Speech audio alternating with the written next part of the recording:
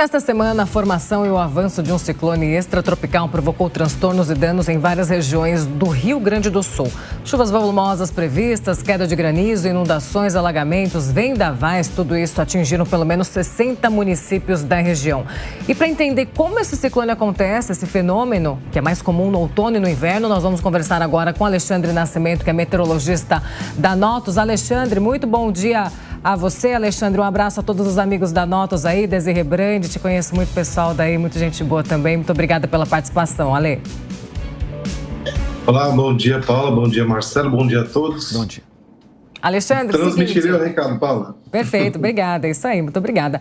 Alexandre, é o seguinte, esse ciclone já não apresenta mais riscos aqui para o Brasil, para a região sul do país? O ciclone já está em alto mar, o que fica agora? Quais são os perigos que a região sul ainda pode enfrentar nos próximos dias? Olha só, o ciclone já foi embora, né? Como você bem falou, ele já está em alto mar, já não representa nenhum tipo de perigo, né? A não ser, obviamente, em alto mar, né? Avisa aos navegantes, né? Continua bastante agitado. Mas a expectativa agora é do sistema que veio na retaguarda desse ciclone, que é a alta pressão, né? Polar, ou seja, o ar frio de origem polar, que derrubou as temperaturas. Nós tivemos aí registros de temperatura abaixo de 4 graus, ou seja, com potencial para formação de geada em grande parte aí da região sul, em algumas áreas do sul, do Mato Grosso do Sul, e também aqui na divisa entre São Paulo e Minas Gerais e também Rio de Janeiro, ou seja, ali a região das serras, né, da Mantiqueira, Serra Fluminense, e isso provocou aí temperaturas abaixo da marca de 4 graus, o que potencialmente pode provocar geadas. Mas em relação ao ciclone, Paula, depois de todos os transtornos, né, primeiramente da chuvarada e depois dos ventos super intensos, né, na terça-feira nós tivemos registros, entre quarta e quinta-feira, registros de até 150 km por hora em algumas áreas da região serrana, tanto a gaúcha quanto a catarinense, né, e toda a chuva provocou todos os transtornos aí que você está mostrando nas imagens. Pois é. Muito bem, Alexandre. Agora, em menos de 30 dias, né, o Rio Grande do Sul foi afetado justamente por 3 ciclones extratropicais. Essa frequência aí, pode haver uma associação, evidentemente, com o El Niño? Olha, Marcelo, em princípio não, tá? Mas, obviamente que em anos de El Niño você tem potencial para a formação, né, de sistemas sobre o sul do Brasil.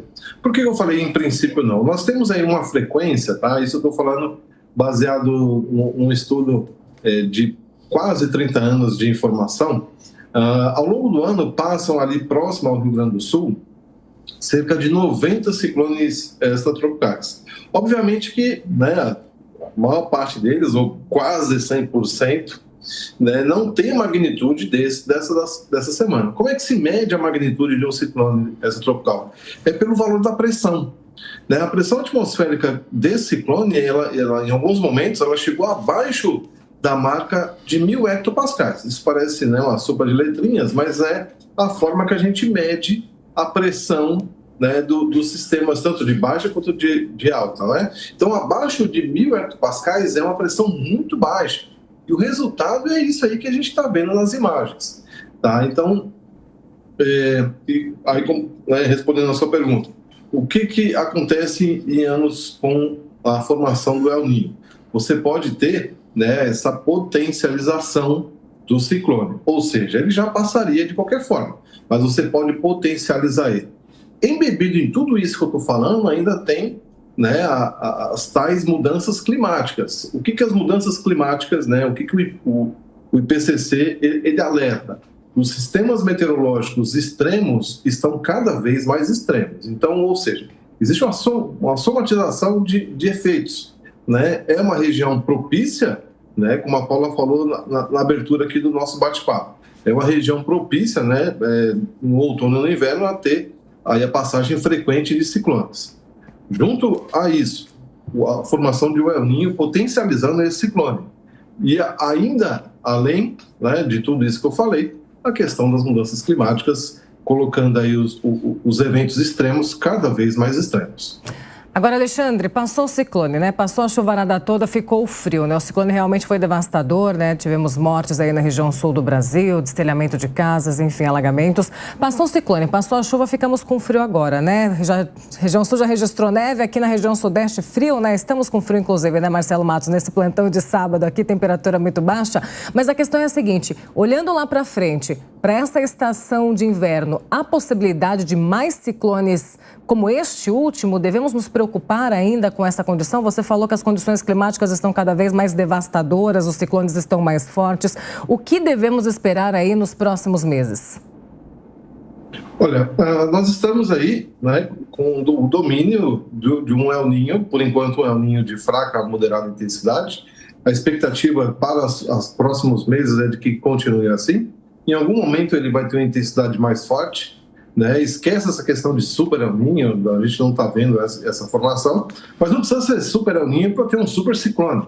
Então, Paulo, respondendo a sua pergunta, a gente pode ter novos sistemas como esse, né?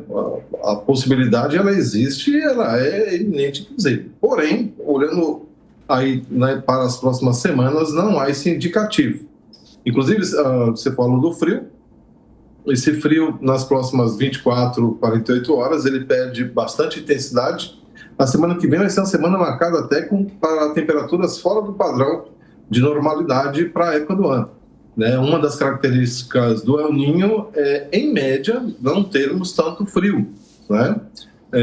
E aí, quando bate um frio desse, como das últimas 24 horas, todo mundo se pergunta, né? Ué, mas o El Niño não faria o contrário, né? Não seria mais normal nós termos frio em ano de laninha? Pois bem, é exatamente isso. Em ano de laninha você tem frio que vem e fica.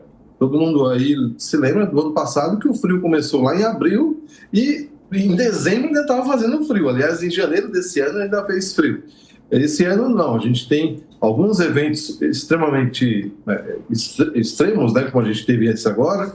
Já tinha tido, por exemplo, a formação de precipitação de neve lá em abril, né? Então, assim, você tem momentos com um frio bastante intenso, mas na maior parte do tempo o que a gente tem são temperaturas acima da média. E é isso que a gente vai observar e nas próximas semanas, em média, não vai fazer mais frio, né? Então, fica essa condição. Vai esquentar bastante e aí qualquer frente fria que venha, porventura, se formar, ela tem potencial para provocar, né, um ciclone extratropical tão forte quanto esse.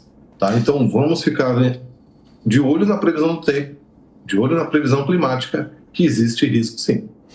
Cara, Alexandre, você já falou um pouco sobre isso, né? Dessas mudanças bruscas, as alterações climáticas, tudo que é extremo é atribuído a isso hoje em dia, né?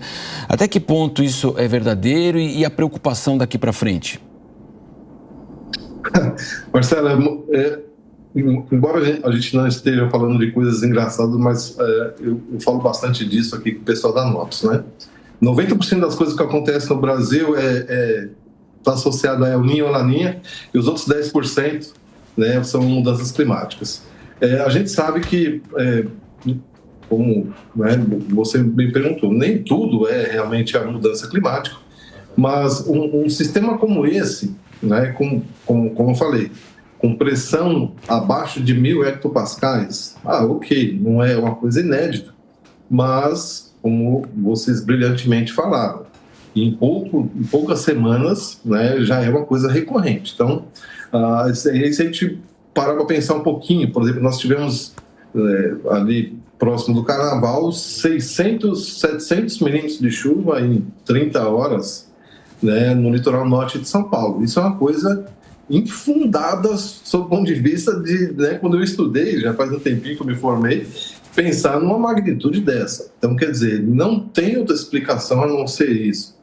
Né? Quando você olha a seca em algumas determinadas regiões, quando você olha esse excesso de chuva acontecendo de forma recorrente, quando eu comecei a trabalhar alguns anos atrás, né, não vamos falar de tempo aqui, mas para a gente pensar numa temperatura em São Paulo de 33 graus de máxima, nossa, a gente ficava horas discutindo se ia acontecer isso. Hoje a gente chega com toda facilidade a 35, 36 graus, né?